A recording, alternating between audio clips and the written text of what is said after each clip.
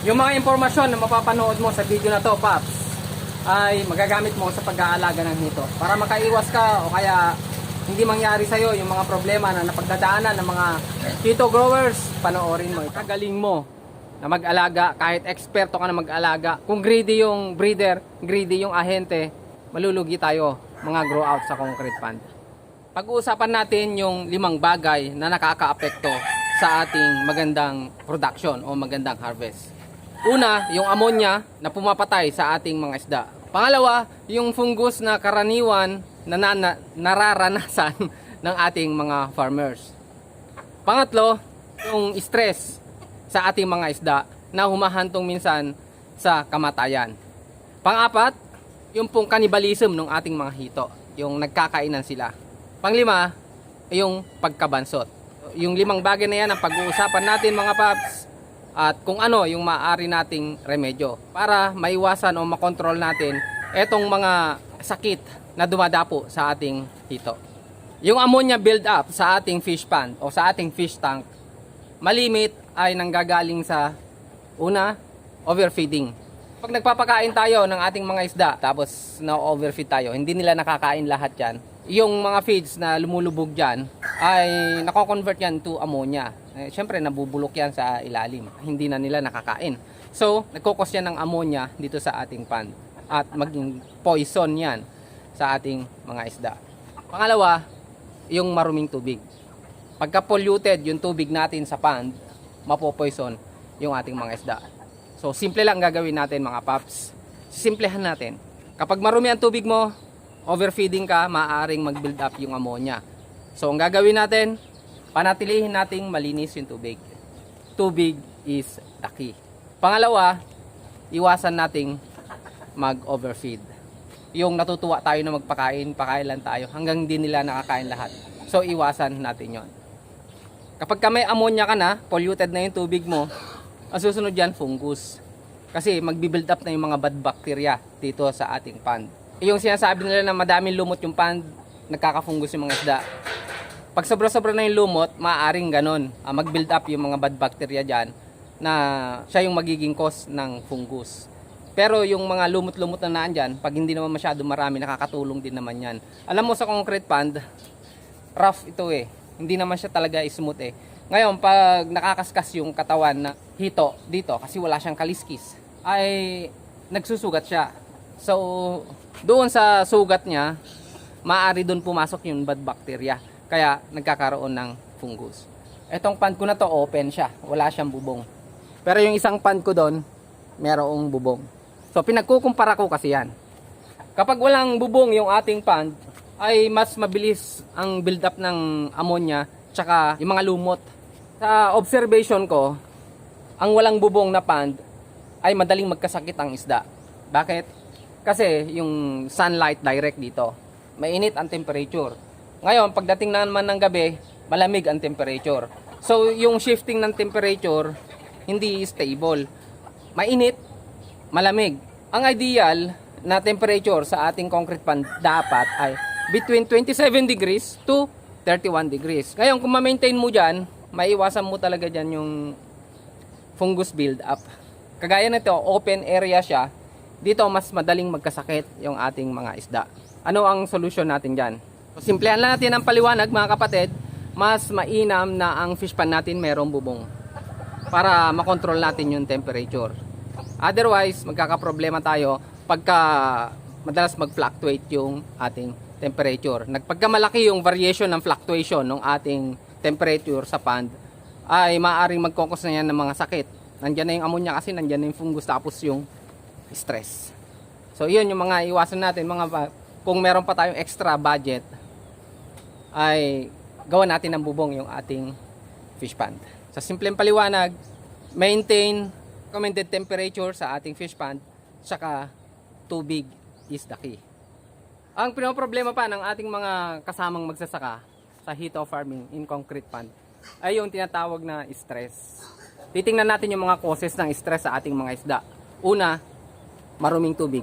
Nai-stress yung isda natin. Yung hindi na siya makahinga, ay lutang-lutang na siya gano'n. Pag marumi ng tubig, polluted na yung tubig, isang cause yan ng stress. Pangalawa, overcrowded yung ating fish pond.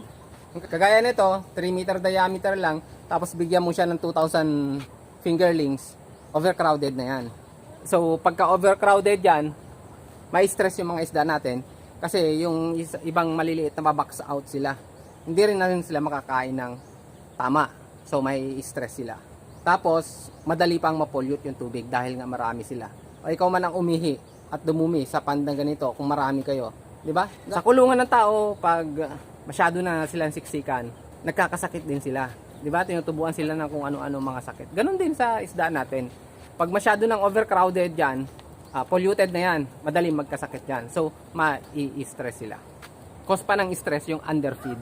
Ang tendency kasi may cannibalism kasi dito na tinatawag. Pagka nagutom yung mas malalaki, nahabol nila yung maliliit. Eh syempre, ikaw man ang habulin ng pulis. Kung hindi ka ma-stress, hanggang sa sumuko ka na lang. O pag sumuko ka na, yung pulis dinampot ka na, kinulong ka na. Ganon din dito. Yung mga maliliit, nabubuli, nai-stress. Hanggang sa manghina na sila, o masugatan na sila, kakainin na sila. Patay sila. Diba? Ganon lang kasimple mga paps. So ano naman ang solution natin sa stress ng ating mga isda? Una, panatilihin natin. Ulitin ko to. Panatilihin nating malinis yung ating tubig. Pangalawa, iwasan nating mag-overcrowded. Hanggat maaari, kung may ipapakain tayo, iwasan nating mag-underfeed. Bantayan natin sila na kumakain hanggang sa tiyak natin na nakakakain na sila lahat para walang magkabulihan. So yan mga paps, ang solusyon natin sa stress. Yung pang-apat natin, yung problema natin dito, yung cannibalism. Yung hito, talagang nagkakainan sila. Anong problema? Una, underfeeding. Nagugutom yung mga malalaki. Eh syempre, no choice yan. Kakainin niya yung mas maliliit sa kanya. So titiyakin natin, regular yung pagpapakain natin. Yung napapakain sila ng tama. Kung 3 times a day ka magpakain, 6, 12, 6, ganon. So, regular na gagawin mo yan. 6, 12, 6, 6, 12, 6. Para pagdating ng oras na ganon, alam nila na kakain na sila. So hindi sila magkakainan. So yun paps, yung ating solution sa cannibalism. Ang isa pang problema talaga, ito talaga mula noon, ang hirap solusyonan ang problema na to. Yung pagiging bansot ng ating mga alagang ito. Matagal na tayong nag-aalaga, taon na tayong nag-aalaga, pero bakit may bansot pa rin sa ating mga ito? Kahit mga eksperto, nararanasan nila yan, nagiging bansot yung mga hito nila. Bakit? Ano ang problema? Ang pagiging bansot ng mga hito ang siyang pinakamahirap solusyonan. Kung yung ammonia, stress, cannibalism, at fungus ay nasosolusyonan ng mga farmers natin, etong pagiging bansot ang pinakamahirap na solusyonan. Bakit? Ito yung pinakamaraming dahilan kasi bakit nagiging bansot yung ating mga isda. Una sa listahan natin ay yung maruming tubig, polluted na tubig natin. Pangalawa, yung overcrowded ng ating mga alaga. So marami diyang bansot, hindi sila makakain ng tama. At ang pangatlo, kapag nag-underfeed tayo, yung underfeeding, hindi natin sila napapakain ng tama. So, magiging bansot ng isda. Pero ito talaga ang pinakamahirap na solusyonan na dahilan bakit bansot ng isda. Yung breed ng ating mga alaga. O kaya naman, yung supplier natin. Yung mga breeders natin, yan ang problema nating mga grow out. Ang main problem ng mga hito growers dito sa concrete pond ay mismo yung mga breeders, yung mga suppliers natin. Sorry, wag kayong ma-offend mga breeders. Pero tingnan nyo kung may tama ako. Hindi, tingnan nyo kung valid yung sasabihin ko. Doon kasi sa breeding process, meron silang tinatawag yan na sorting. Diba, aahunin nila sa pond. Ngayon, ang gagawin, meron silang sizing. 1, 2, 3, 4, 5, 6 inches. Diba? 5 beses sila mag-sort. O 4 na beses sila mag-sort. Kapag ka dito, sa isang pond na to, nag-sort sila, lilipat yung mas malaki dito sa kabilang pond. Tapos pag nag-sort ulit sila, ililipat doon sa kabilang pond ulit yung malalaki. So, ganun yung sistema. Palipat-lipat yung mas malalaki. Doon sa pond na pinanggalingan ng lahat. Halimbawa ito, dito nanggaling sila lahat. Ngayon, yung natitira dito, ibig sabihin, bansot na. Kung 5 beses ka na nag-sort dito o nag-sizing dito, kinuha mo na lahat na malalaki dyan, 5 beses na. Ano nang tawag mo yung matitira doon? Di ba yun yung mga bansot na? Yung mga lahat ng fast growers, na out mo na dyan. sa pond na yan. Ang natitira doon, yung mga pinakababansot na, yung mga pinakamahihina na.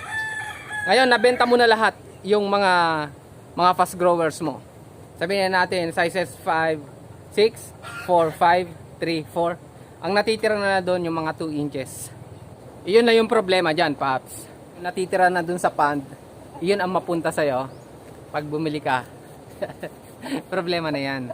Forever na bansot na yan. Kung may lalaki dyan, iilan na lang. Lalo na kung ikaw ay nag-aalaga sa concrete pond. Kung sa earth pond, maaaring sasabay pa yan sa paglaki. Kasi mabilis talaga sila lumaki doon. Pero pagka sa concrete pond ka mag-aalaga, tapos ang napunta sa'yo, yung pinakahuli doon sa sorting, tiyak yun mga paps. Bansot talaga yan. Fail ka dyan. Ang punto sa bagay na ito ay parang lang pag-aalaga ng baboy. Kapag ikaw ay bumili ng biik, mamimili ka ng magagandang klase.